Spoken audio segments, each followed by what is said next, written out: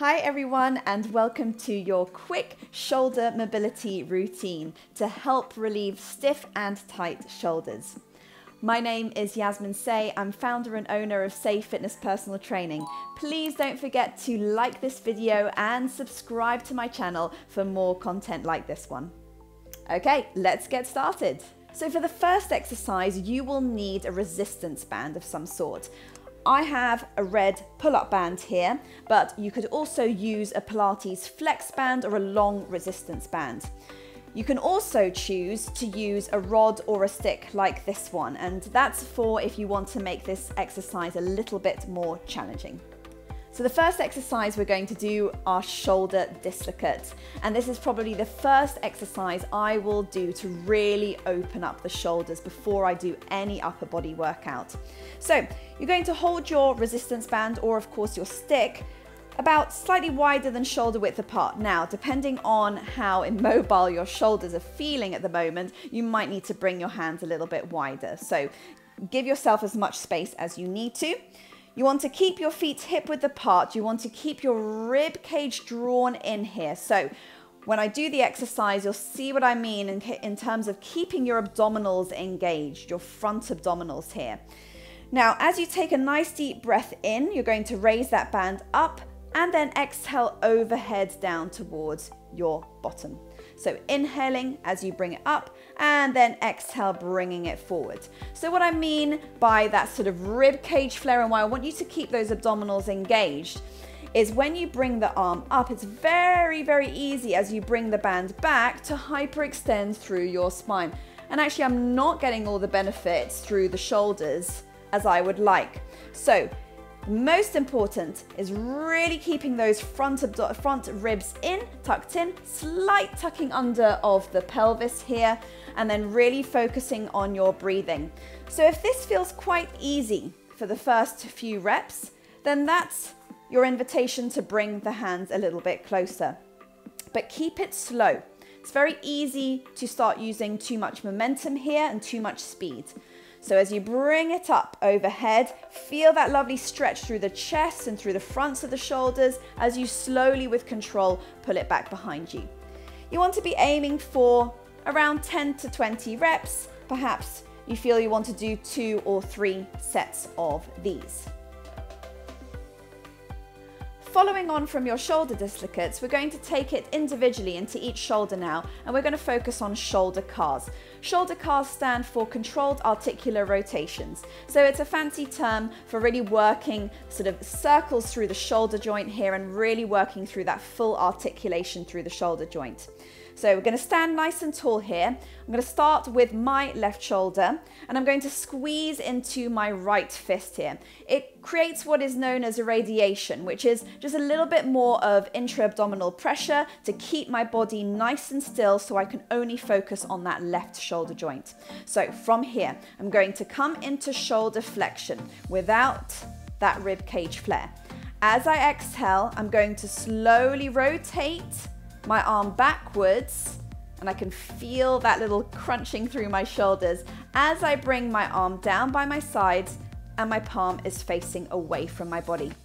Now I take it the reverse. I'm going to extend the arm back, shoulder extension as far as I can go until I can't anymore, and then I'm going to start rotating, rotating, rotating, rotating, and then coming back down. So I'm going to repeat that twice more. Shoulder flexion, rotate, rotate, rotate, rotate, and then slowly on the way back. Now at all times here, before I go on to the other side, I'm really making sure I'm not rotating my torso. So as much as I can, squeezing into that right fist, creating that tension through my core and focusing on my breathing all the way back and then round. I've made a mental note as well how that shoulder was feeling during the exercise and how it's feeling now in comparison to my right. So over to my right, so bringing up, rotating round, rotating round, rotating round, making sure I'm taking this really slow and controlled, and then focusing on that shoulder extension and then bringing it up and down. And then I'll just show that from the side as well. So coming up into shoulder flexion, maybe the arm goes alongside the ear here and then all the way back Please don't worry, obviously don't compare how your shoulder mobility is to mine. I do have a degree of hypermobility in my body, so that is why I'm able to work through a deeper range of movement, perhaps to the average person. And then all the way back and then down. Good. Now the next exercise are called Scapula Slides. My best advice with these is to do these up against the wall so you can really be sure that you're doing them accurately. Another way is to do them lying on your back on the floor with your knees bent. But just for demonstration purposes, I'm going to just do them freestanding here. I'm going to bring my arms into a sort of a cactus shape alongside me with my elbows drawn in towards my waist. And I'm going to keep those front ribs drawn in here, so keeping my abdominals engaged throughout. And I'm going to imagine I am lined up against the wall behind me. As I bring my arms up towards the ceiling, I'm trying to imagine the backs of my arms sliding up and down the wall behind me. So reaching up nice and slow without that rib cage flare, without hyperextending through my spine, and then squeezing my elbows down by the sides of my waist. So slowly up and then slowly down. Of course, if I was being lazy about it, I wouldn't feel anything. Nothing through my shoulder girdle here. So again, accuracy, technique should be on point for these exercises. And particularly for the scapular slides, if you can do them up against the wall or down on the ground. So if you are doing them down on the ground, the backs of your arms are sliding up and down the ground, and the back of your rib cage is also pressing against the mat. Let's do that one more time. Up and then down, and then releasing it there. From here, it takes us nicely onto some downward and upward rotation.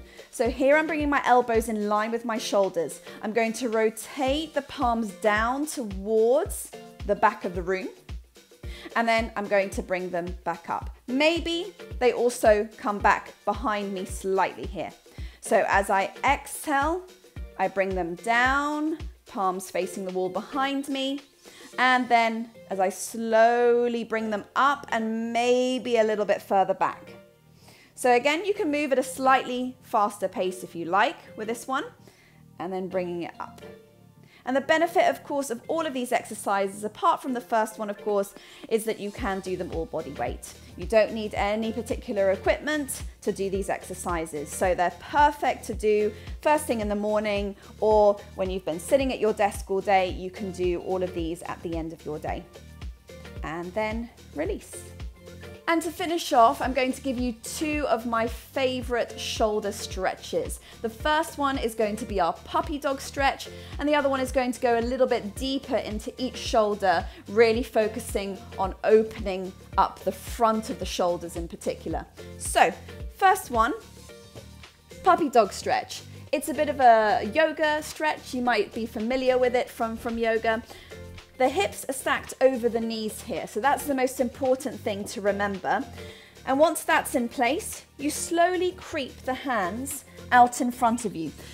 Now depending on if you have the flexibility, you can lower your chest towards the ground and rest your chin down. And if that's comfortable for you and not too much pressure onto the neck, you can just rest here. I'm really focusing on melting my shoulders down to the mat here as much as possible. And here you would just focus on sort of 5 to 10 breaths as you relax here. Or if it's more comfortable, perhaps you haven't quite got that flexibility yet, rest your forehead on the mat instead. But just focus on breathing. Try not to resist this stretch. Very important to just relax into it and breathe. Taking deep breaths in through the nose, and then to safely come out. As you exhale, you slowly creep your hands back in.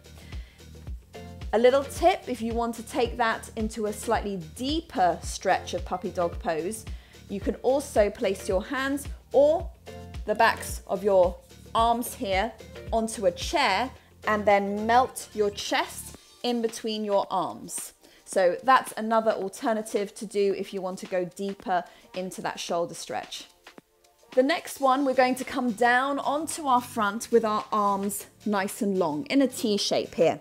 Now from here, I'm going to take my right leg and I'm going to cross it over my left.